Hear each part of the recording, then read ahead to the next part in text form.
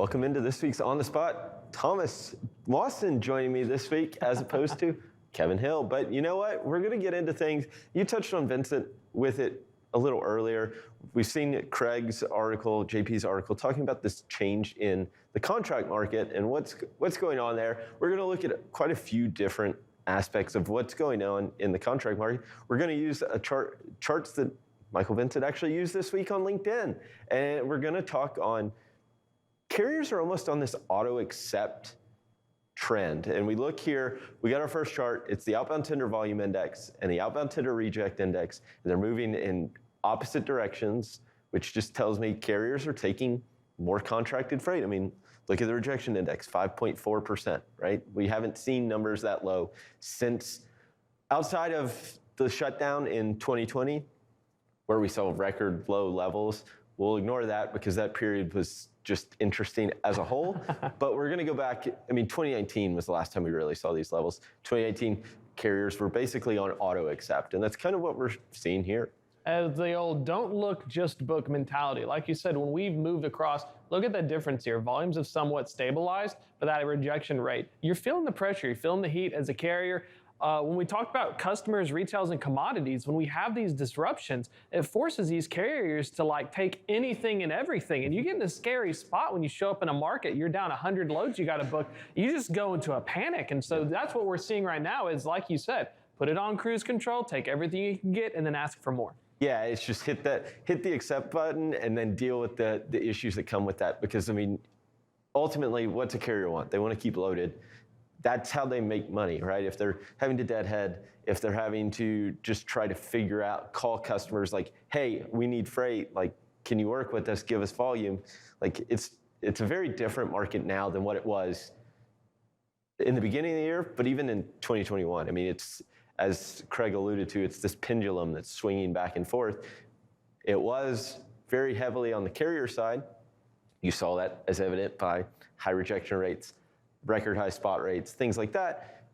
That pendulum is swinging back into the shipper's favor. You see it when we talk about the PPI, right? We've seen it go from 75 and now it's down at 40, right? It's showing that shippers have taken that pricing power in the market. We'll move here to our next chart. It's one that it doesn't probably get enough attention, but it probably should. So it's our linked outbound tender reject index based on length of haul. So in the blue or the white line, you've got our long haul. So there's 800 plus mile moves. The blue line is that tweener, that 450 to 800 mile range. You've got the mid haul. So in the green line, short haul in the orange line, and then those local moves in the purple line. But what you're seeing is all of them are moving down. And I think the one that's really interesting is that tweener, right? That's that one that carriers don't like it because it takes that day and it's an extra half a day. You're eating up hours with it, but it's moving down too. Typically, you wouldn't see it necessarily move down as fast. And look where it's at. I mean, it's 6.61%. I think that's one of the lowest levels it's ever been. And that's where that carrier mentality right now is, that auto accept. And you're just trying to take baby in the bathwater and everything as well. The tweener loads, like you said, operationally, they're such a challenge just because you pick it up in the morning, but you may not deliver it until the afternoon, and you really want to get loaded in the morning preferably. So when you're at that 750 miles, like you said, you're actually risking it for the biscuit, metaphorically speaking, because operationally, a lot of these shippers close at 4 or 5 p.m. Oh, you're empty by 2. Now you got to drive some more. Now you got to wait to get loaded. Let's hope there's not a line. Pressure is on. So like you said, seeing that tweener is very, very interesting how they're all clustered in now compared to that spread we saw by June. Yeah, and then, I mean, the short haul really hasn't changed that much. I mean, it flipped up a little here in August, which is a good thing, but I mean, you're seeing more volume on that short haul, right? That from the port into DCs, that 250 mile move, 200 mile move.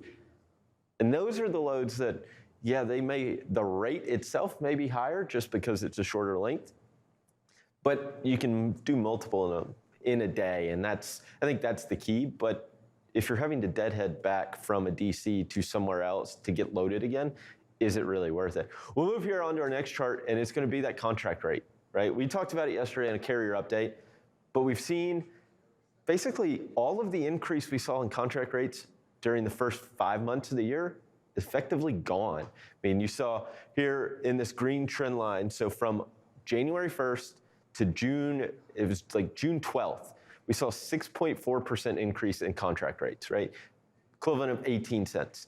Well, from that peak to where we are now at $2.76 is a 7.4% decline, or a decline of 22 cents. So I mean, you're really seeing that change in the contract market, that renegotiation.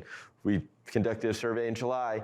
When do contract rates start to roll over? And it's like that 1 to 3 months where spot is below contract rate in that 10 to 30% range. We were there, and we started talking at the back half of July. When do we see contract rates really start to roll over? It happened there last week of July and into August. I think that's such an interesting point, because now that a lot of the supply chain inefficiencies are getting ironed out when we were just hoping to get things positioned, the CFOs and the transportation departments are now turning their attention to, let's save costs. Yep. We're coming into the earnings season, we're coming into other quarters. I got away with 2 quarters of being yelled at for having too much cost. This is the concern, because how much and to what extent you do these costs, and will this continue to fall? Because, anecdotally, we're hearing carriers are taking costs and shippers are gaining costs, but that will be kind of the narrative moving in towards the holidays, is where is this going to go? Yeah, and then it sets up for what happens in 2023, right? I mean, you talk about bid season, right? Those bid cycles start early and take time to implement. I mean, you're seeing this move down.